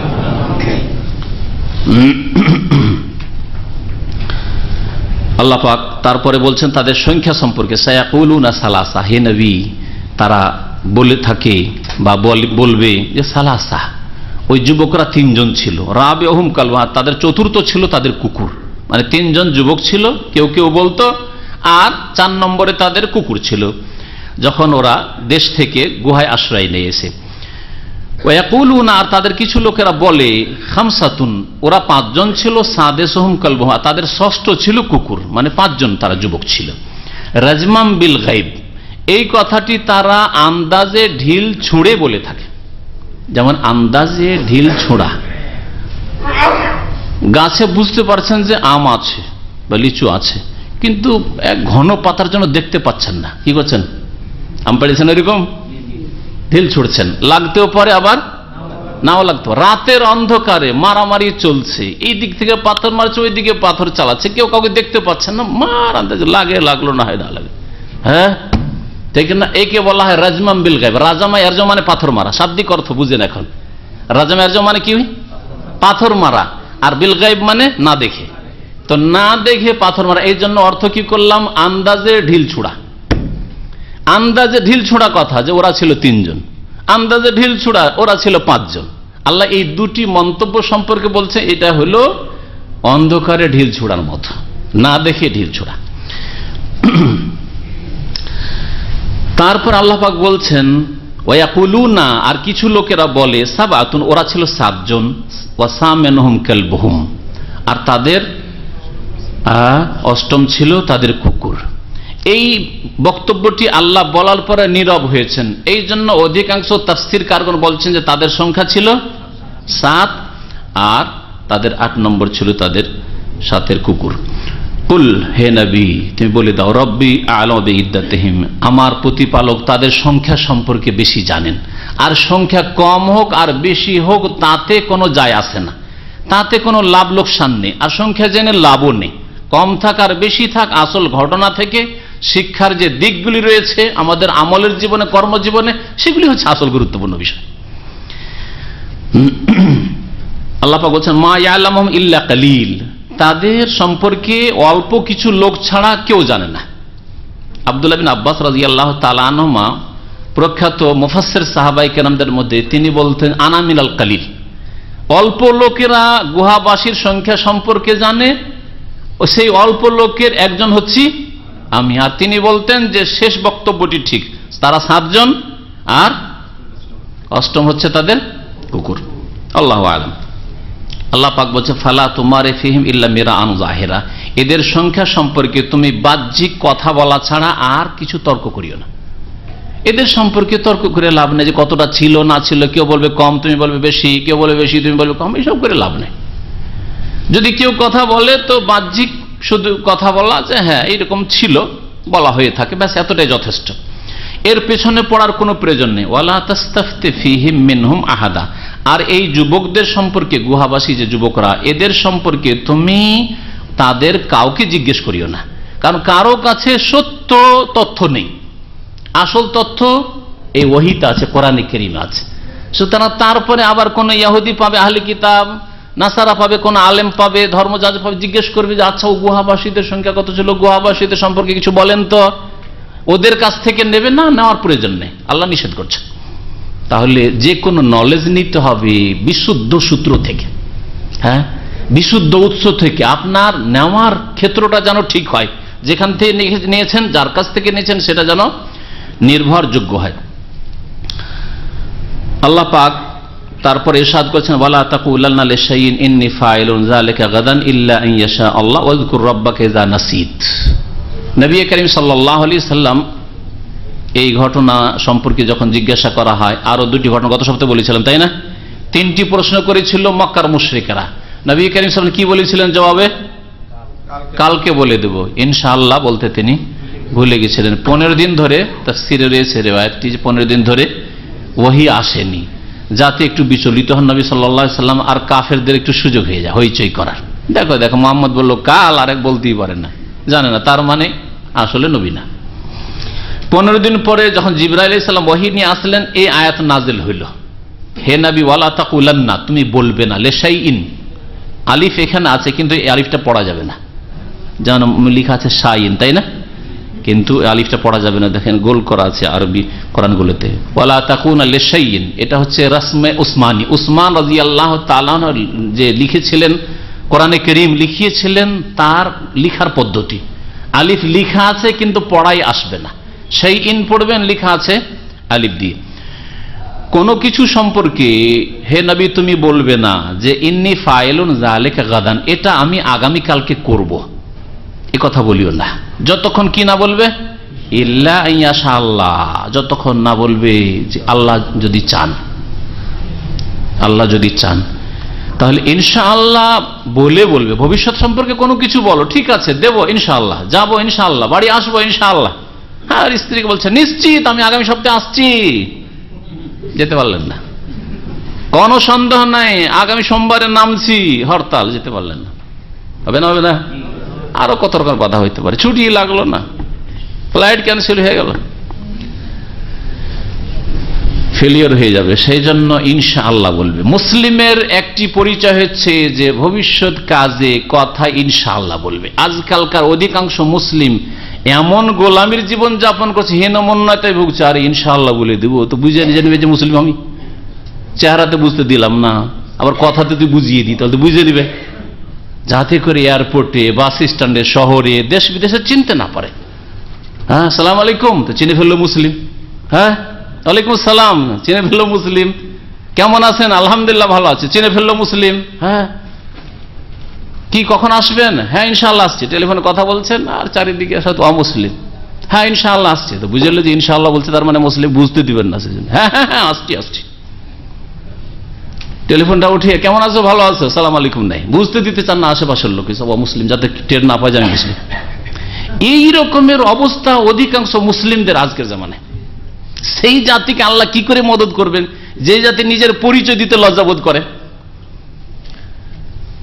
অথচ আল্লাহ বলছেন যে ওমান আহসানু ক্বাওলাম মিম্মান দাআ ইলাল্লাহি ওয়া আমিলা সালিহান ওয়া ক্বালা ইন্নানী মিনাল মুসলিমিন, বলবে আমি মুসলিম, আলহামদুলিল্লাহ আমি মুসলিম, আলহামদুলিল্লাহ, আল্লাহ পাকের কত শুকরিয়া। আপনার লাশকে পোড়ানো হবে না, পক্ষান্তরে দেখেন কিভাবে পোড়া, দুনিয়াতেই জাহান্নাম, তো আখিরাতে তো আছেই, আল্লাহ শুকরিয়া আদায় করেন। কিন্তু এই গোলামি কেন, লজ্জা লাগে পরিচয় দিতে হকের উপরে থেকেও।